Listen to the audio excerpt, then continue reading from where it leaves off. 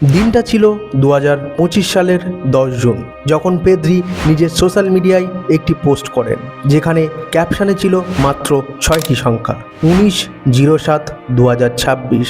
তখন কেউ বিষয়টিকে গুরুত্ব দেয়নি, কিন্তু এই সংখ্যাগুলোর একটা অর্থ আছে। আজকের ভিডিওতে আমরা জানব এই পোস্টের অর্থ।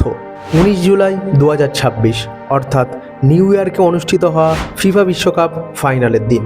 সময় গড়িয়ে যায় আর ঠিক 400 দিন পরে স্পেন বিশ্বকাপের ফাইনালে জায়গা নিশ্চিত করে। আর পেদ্রির সেই পুরনো পোস্ট আবার ভাইরাল হয়ে যায়। অনেকেই বলছেন, পেদ্রি কি আগেই বুঝে গিয়েছিলেন স্পেন ফাইনালে উঠবে, নাকি এটা শুধুই একটি অবিশ্বাস্য কাকতালীয় ঘটনা।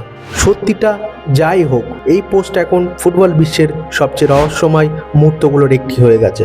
আপনার কি মনে হয়, এটা কি ভবিষ্যৎবাণী নাকি নিছক কাকতালীয়? কমেন্টে আপনার মতামত জানান। ধন্যবাদ। চ্যানেলে যদি নতুন হয়ে থাকেন তাহলে অবশ্যই সাবস্ক্রাইব করুন। আর হ্যাঁ, আপনার স্ক্রিনের সামনে যে ভিডিওটি ভেসে উঠছে সেখানে ক্লিক করুন। আপনার সঙ্গে ওখানেই দেখা হবে।